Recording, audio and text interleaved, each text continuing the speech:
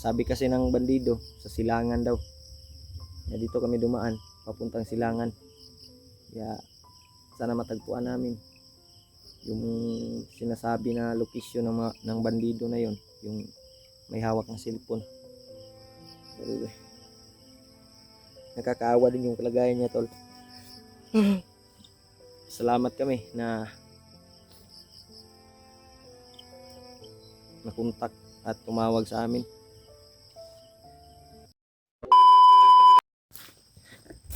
Mga tol, tuloy kami sa paglalakbay.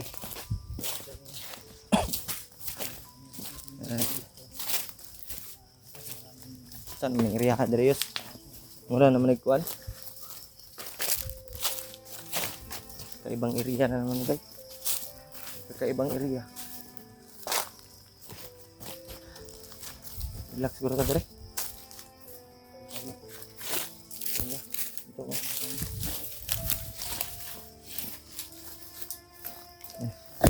Isang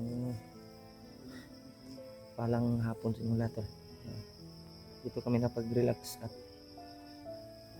yan ay yung bandido na may hawak ng cellphone ni Remark ay tumawag sa amin at humingi ng tulong. Kaya kami agad-agad pumunta sa area na to. Kaya patungo kami doon, tol. Sabi niya ay grabe daw yung nangyari. Nahabol daw siya, tol. Gusto niyang magbagong buhay, sabi niya. Gusto niyang tol, magsasama at makita yung pamilya niya. Salamat kami, tol, na nakontak namin. Kaya share niyo po yung video namin, tol, sa mga kasama namin. Dito kami ngayon sa area na to. Papunta kami doon sa location na sinabi ng bandido na yon na may hawak ng cellphone ni Remark.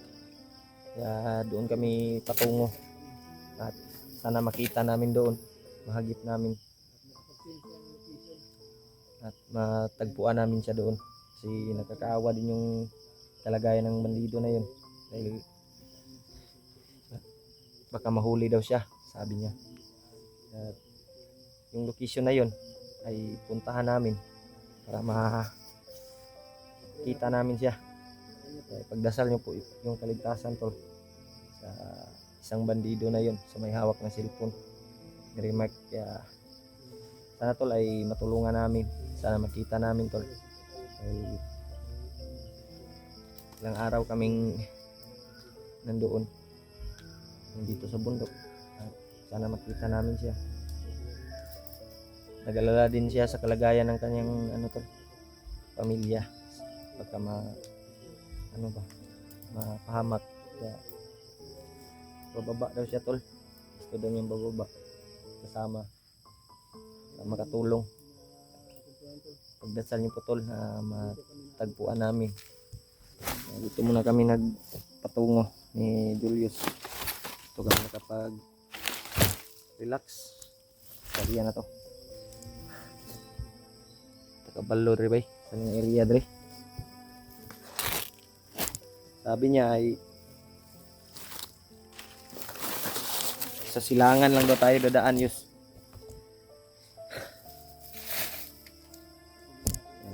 Doon kami papunta.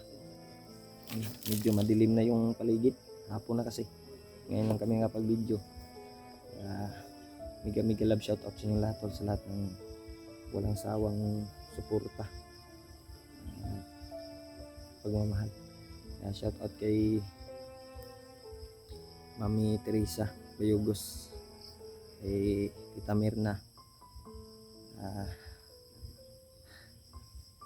Tita Hilma, Tita Daniela, at Tita Duri, Tinilda, Tita Janet, Ana Hilin, sa lahat ng mga sulit nating taga-subaybay na ay suportahan nyo pa din. yung bawat video natin. Panoorin nyo po hanggang huli. Uh, thank you sa lahat ng walang sawang pagmamahal sa amin, tol. At paggabay, darasal, pagbigay blessings. Patuloy pa rin kami. Medyo madilim na yung paligid, tol. Pasensya na kayo. Medyo ano na yung paligid. Medyo padilim na yung area at tol. Sana ay makita namin at doon kami papunta na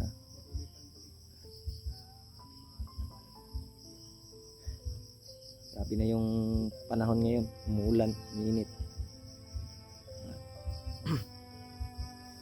Hindi natin alam, may mga sakit tayong naramdaman sa ating katawan. Kaya pinupursige namin, tol, na hindi kami manghina yung katawan namin para may lakas kaming makipaglaban sa mga bandido at may lakas kaming maghanap sa aming mga kasamahan para makita namin. Yun ay maniid sa ta taod-taod mong hinahinay ta og mo kilom-kilom na ni kanang dili na hayag ba. Maniid sa ta, relax sa ta kay layo big itong gibaktas. Pila na to ka kilometro atong gibaktas gani way pahuway ay. Yun, ilang kilometro yung nilakad namin, tol. Ilang bundok yung nadaanan namin. Kaya kami nandito sa area na to, parang sagingan. Sabi kasi ng bandido sa silangan daw na dito kami dumaan papuntang silangan. Kaya sana matagpuan namin yung sinasabi na location ng bandido na yon, yung may hawak ng cellphone. Nakakaawa din yung kalagayan niya, tol. Salamat kami na nakontak at tumawag sa amin.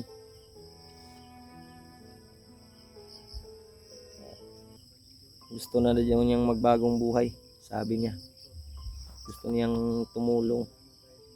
Kaya punta kami doon, tol, sa area na yun. At sana ay matagpuan namin siya na ligtas ba, walang masamang mangyari, walang mapahamak. Pagdasal niyo, tol, yung kaligtasan namin dito. Thank you so much sa inyong lahat, tol. Pagmamahal niyo po. Akit na pala sila Kuya Bads. Kuya Bads ang mag-isa daw. Sabi ng mga sulid natin sa subaybay. At si Junre at si Edward yung magkasama. Sana makita din namin dito. Buo kami. Sabay-sabay kaming maghanap very much. Yung video ni nung nasa kamay pa nung bandido yung cellphone ay nakuha niya si Remark na pumatay ng tauhan niya, kamay ng commander ba. Nakita niya na si Remark ay naghanap pa din sa kanyang cellphone. Nakita namin sa video, tol, cellphone ni Remark, upload niya. Grabe lamok direct. Sa silangan daw tayo, tong bandido yun. Doon tayo pupunta. Dire mo bro, tumoy. Silangan dire. Nakita na ako sa kumpas ganyan sa cellphone ba, naman ko anong cellphone. Dire man padulong.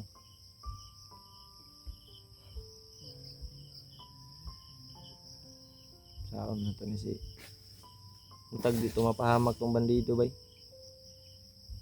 Sana hindi siya mapahamak ba. Walang masamang mangyari. Ngit-ngit na ba yaw? Pero bisag ngit-ngit padayon lang taron pero ug di pa nato makita. Mag relax yun siguro tayo kay pila gud ta ka oras gabaktas ron adlaw. Wala tayong pahinga. Hindi kami nakapag-relax kanina tol, sobrang init kaya hindi lang kami nag-video para hindi masira yung cellphone namin, hindi mag-overheat. Ngayon lang kami nakapag-video na wala nang init. Dahil yung cellphone namin mag-overheat yan pag sobrang init. Kaya ngayon lang kami nakapag-video para makita nyo po yung kalagayan namin. Nagpapasalamat din kami na sa mga mensahe nyo at mga share na mga video para malaman namin kung saan yung location, kung saan kami, kung saan yung mga kasama namin. Kaya thank you so much talaga tol na nag-share kayo at nag-message.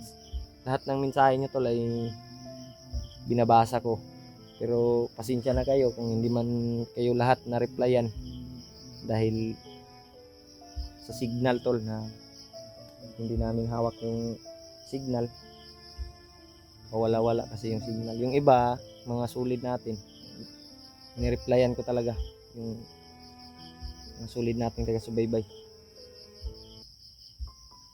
Kaya yung iba hindi natin na-replyan dahil sa signal at walang maayos na walang maayos kami na mapag-anuhan ba dahil lang sa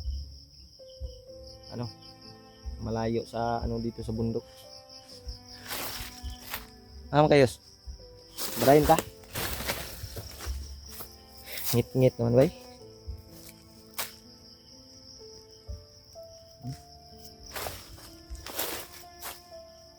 Lain na sa cellphone ng ngit ni kalit.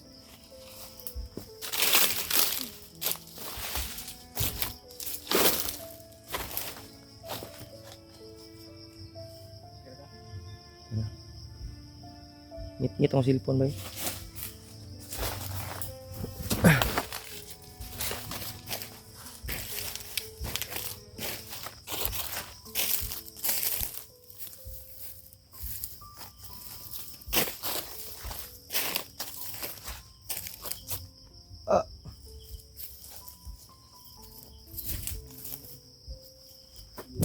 Kaiba yung dinaanan natin sa gingan. Kanina nakadaan din tayo ng maraming lubi. Ngayon sagingan at lubi na naman. Karon na po lubi pero sagingan na naman.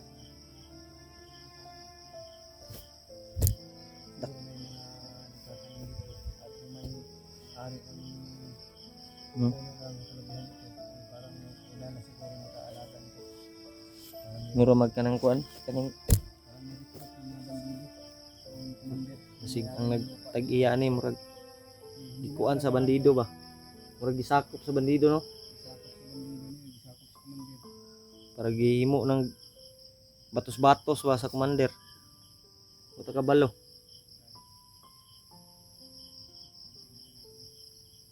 Ngit na gid bay.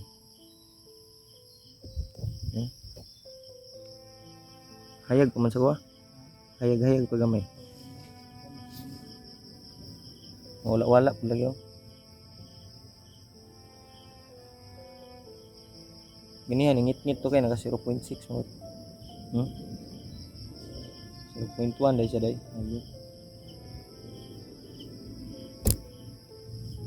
Munta makita na itong bandido ba? Itong gustong magbagong buhay ba? Hindi mapahamak ba? Pagdasal nyo po yung kaligtasan namin. Salamat kami tol na nagpumuntak siya sa amin at tumawag siya. Natsambahan din na may signal kami na sagot namin. Nagtaka nga ako baka commander yung kuan, pero kuan man di bandido man ni hawak ni kuan dahil siya ba ni traitor siya sa yung commander.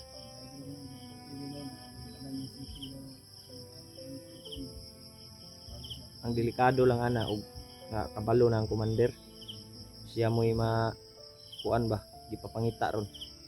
Muna ilisod kay bay. Susumantag maabta na to bay. Dili pa siya kuan ba, di siya madakpan ba. Hindi siya mapahamak. Sana maabutan namin tol nga hindi siya mahuli. Kasi kaawa yung kalagayan niya. May pamilyam na ito yun news. Naghanap siya ng gusto niyang magbagong buhay ba kasi hindi na daw niya kaya sa kanyang una-huna ba nga ingana yung trabaho. Ya, napo daw siya anak. Ya, anak. Kaawa din yung umiiyak ngayon at tumawag kanina. Kaya sana magbagong buhay siya, tuloy na yung pagbaba. Tara, tamang tugay.